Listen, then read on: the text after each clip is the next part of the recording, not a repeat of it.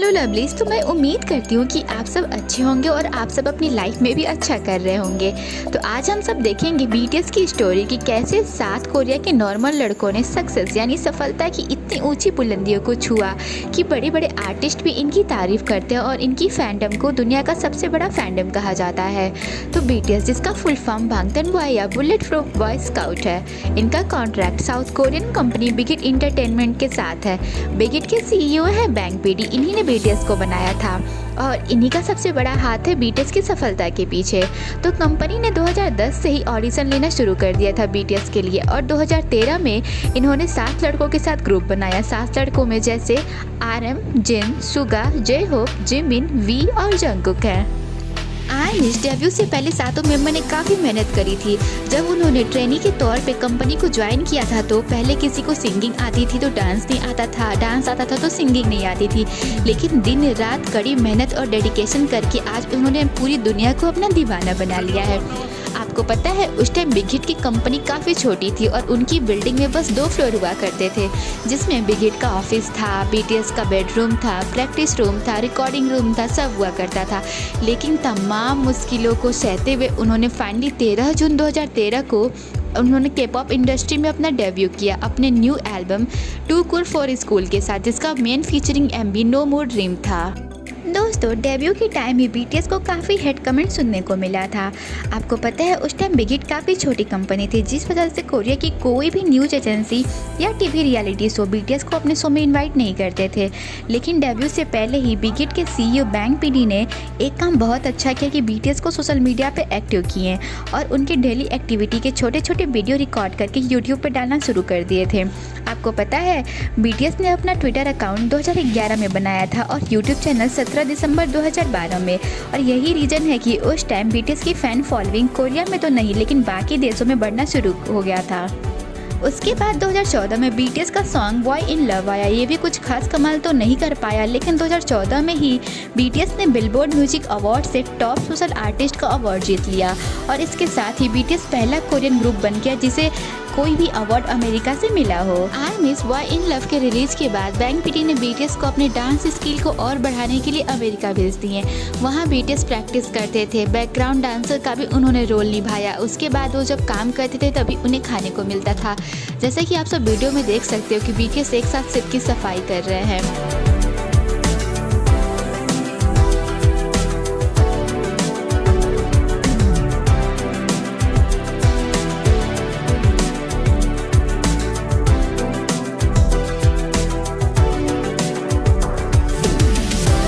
BTS ने American hustle life में भी भाग लिया था। उसके बाद बीटीएस अमेरिका की सड़कों पे घूमते थे और लोगों से रिक्वेस्ट करते थे कि वो उनके फ्री वाले कंसर्ट में आए। सच में दोस्तों, इनके पास कितना पेशेंस था ना, तभी तो आज ये इतने कामयाब हैं। और 2014 में ही बीटीएस ने अपना फर्स्ट जापानीज एल्बम वेकअप भी रिलीज किया था। उसके बाद आर्मिस 2015 में बीटीएस का new album the most beautiful moment in life part 1 और 2 आया, जिसका main featuring MV I knee you था, जिसने अपनी जगह बिलबोर्ड 200 में बनाई और इसके साथ ही ऐसा करने वाला बीटीएस पहला K-पॉप ग्रुप बन गया था। उसके बाद 2015 में ही बीटीएस का रियलिटी शो रन बीटीएस गायों के नाम से शुरू हुआ और फिर 2019 में इसका नाम बदलकर रन बीटीएस रख दिया गया। आप सबको बहुत पसंद होगा ना, मुझे तो बहुत अच्छा लगता है। उसके बाद 2016 में बीटीएस का new song blood sweat and tear आया, जो काफ़ी पॉपुलर हुआ था, जिसकी वजह से बीटीएस को south Korean Malone music award यानी मामास अवार्ड से आर्टिस्ट ऑफ द ईयर का अवार्ड मिला। और ये बीटीएस का पहला सबसे बड़ा अवार्ड था, जिसे लेने गए तो वो काफ़ी इमोशनल हो गए थे। आप खुद उनका एक्सप्रेशन स्टेज पे देखो।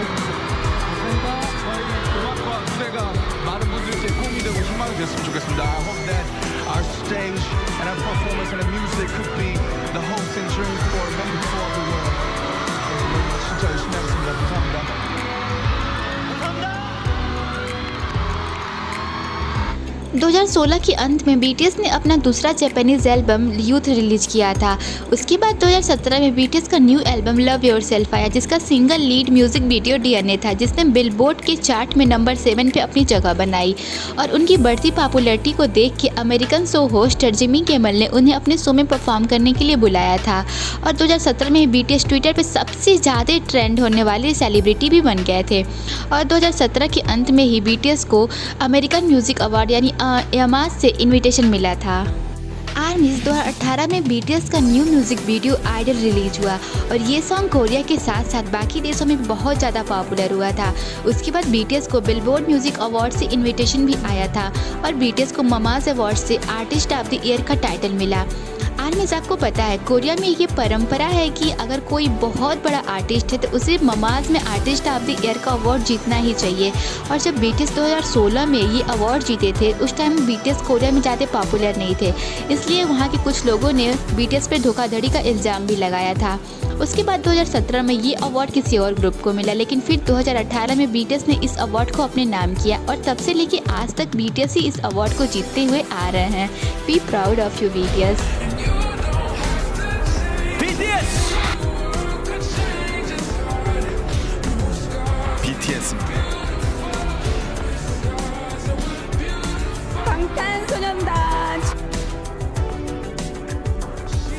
उसी साल बीटीएस ने यूएन हेडक्वार्टर में अपनी पावरफुल स्पीच दी थी जो इंटरनेट पर काफ़ी वायरल हुई थी, जिससे फैंस को भेदभाव और पॉवर्टी के खिलाफ लड़ने की हिम्मत मिलती है। No matter who you are, where you from, your skin color, your gender identity, just speak yourself. फिर 2019 में बीटीएस का सॉन्ग बॉय विथ लव आया जिसने बहुत सारे रिकॉर्ड बनाए और तोड़े। फिर 2020 में कोविड पेंडेमिक के टाइम बीटीएस का सॉन्ग डायनामाइट रिलीज हुआ और ये बीटीएस का पहला सॉन्ग था जिसके सारे लिरिक्स इंग्लिश में थे। और उस टाइम जब सारी दुनिया बंद थी तो बीटीएस अपनी आर्मी से ऑनलाइन कनेक्ट हुए, उन्हें ऑनलाइन मोटिवेट किया, उनके लिए ऑनलाइन कंसर्ट किया और बहुत सारे मोटिवेटेड मैसेज दिए ताकि फैंस उस मुश्किल टाइम में भी अपनी आशा न खोएं। और उसी टाइम बीटीएस का सॉन्ग लाइफ कुछ ऑन भी रिलीज हुआ था। बीटीएस ने कोविड पेंडेमिक के टाइम बहुत सारे संस्थाओं में डोनेशन भी दिया था। उसके बाद 2021 में बीटीएस का सॉन्ग बटर और परमिशन टू डांस रिलीज हुआ। उसके बाद 2021 में ही बीटीएस ने पहली बार ग्रेमीज अवार्ड में परफॉर्म किया था और उसी साल उनका कोलैबोरेशन सॉन्ग माई यूनिवर्स कोल्डप्ले के साथ रिलीज हुआ जिसने बिलबोर्ड को भी टॉप कर लिया था। उसके बाद 2022 में बीटीएस का एल्बम प्रूफ रिलीज हुआ था और उस साल भी बीटीएस ने ग्रेमीज में परफॉर्म किया था और उन्हें अपने सॉन्ग बटर के लिए ग्रेमीज में नॉमिनेशन भी मिली थी। लेकिन फैंस के लिए सबसे हार्ड टाइम तो तब आया जब अपने 9th फेस्टा डिनर में बीटीएस ने ब्रेक की अनाउंसमेंट की ताकि वो अपने मैंडेटरी मिलिट्री सर्विस को कंप्लीट कर पाएँ। और दिसंबर 2022 में जो बीटीएस के सबसे एल्डेस्ट मेंबर है उन्होंने मिलिट्री सर्विस को ज्वाइन किया। फिर 2023 अप्रैल में जेहोप ने भी मिलिट्री सर्विस को ज्वाइन कर लिया। दोस्तों 2022 से 2025 तक ग्रुप मेंबर्स अपनी मैंडेटरी मिलिट्री सर्विस को पूरा करेंगे, तब तक बाकी मेंबर्स अपने सोलो करियर पे ध्यान देंगे। दोस्तों अब बात करते हैं बीटीएस इतना सफल ग्रुप बना कैसे। तो बीटीएस के सक्सेस का 2 रीजन हो सकता है। पहला उनका डाउन टू अर्थ नेचर, वो आर्मी से, स्टाफ मेंबर से और जितने लोग उनके आसपास रहते हैं सबसे बहुत प्यार करते हैं और उनको इज्जत देते हैं। और दूसरा रीजन उनके गानों के लाइन्स हो सकते हैं जो बाकी गानों से बिल्कुल हटके होते हैं। आपको पता है जहां आजकल के गाने प्यार, मोहब्बत, धोखा, हेट से रिलेटेड होते हैं, वहीं बीटीएस के गाने काफ़ी मीनिंगफुल होते हैं। वो हमें खुद से प्यार करना सिखाते हैं, हमेशा पॉजिटिव रहना सिखाते हैं, जैसे हो वैसे रहने का कॉन्सेप्ट सिखाते हैं, हार्ड वर्क करना सिखाते हैं, कभी हार न मानना सिखाते हैं, गलत के खिलाफ आवाज़ उठाना सिखाते हैं। और यही रीज़न है कि आजकल के यूथ खुद की लाइफ को बीटीएस के सॉन्ग से कनेक्ट कर पाते हैं। और इसका सारा श्रेय जाता है बैंग पीडी को, जिन्होंने बीटीएस को खुद के गाने लिखने की छूट दी थी। चलिए हम बीटीएस के बारे में कुछ फैक्ट्स देख लेते हैं। फैक्ट नंबर 1, बीटीएस को 2022 में अमेरिकन प्रेसिडेंट जो बाइडेन ने व्हाइट हाउस में इनवाइट किया था। Fact number 2, BTS UN headquarters में स्पीच देने वाला पहला के-पॉप ग्रुप है। फैक्ट नंबर 3, बीटीएस पहला के-पॉप ग्रुप है जिसे एमाज में आर्टिस्ट ऑफ द ईयर का अवार्ड मिला। फैक्ट नंबर 4, ग्रैमी में भी लगातार 3 साल नॉमिनेट होने वाला बीटीएस पहला के-पॉप ग्रुप है। फैक्ट नंबर 5, बीटीएस का नाम पहले बिग किड्स होने वाला था। फैक्ट नंबर 6, बीटीएस अपने फैंडम को आर्मी बुलाते हैं जिसका नाम 9 जुलाई 2013 को रखा गया था। फैक्ट नंबर 7, आर्मी का full form adorable representative MC for youth है। फैक्ट नंबर 8, बीटीएस खुद के गाने खुद लिखते हैं, कंपोज करते हैं और प्रोड्यूस भी करते हैं। फैक्ट नंबर 9, बीटीएस पहला के-पॉप ग्रुप है जिसे ट्विटर ने खुद का इमोजी दिया था। फैक्ट नंबर 10, बीटीएस की पहली फ़ैन मीटिंग एक पार्क में हुई थी जहां 30 से 32 फैंस ने पार्ट लिया था। और आर्मी सबसे बड़ा फैक्ट तो ये है कि बीटीएस अपनी आर्मी से बहुत ज़्यादा प्यार करते हैं और उनकी केयर भी करते हैं। एक बार वी ने बोला था कि आर्मी ने ही उन्हें वो पंख दिया है जिससे वो यहाँ पहुँच पाए जहाँ वो आज हैं। At last, thank you BTS for your hard work and dedication and thank you for loving us so much. We love you too so much. Thank you for watching this video. Bye bye. Take care.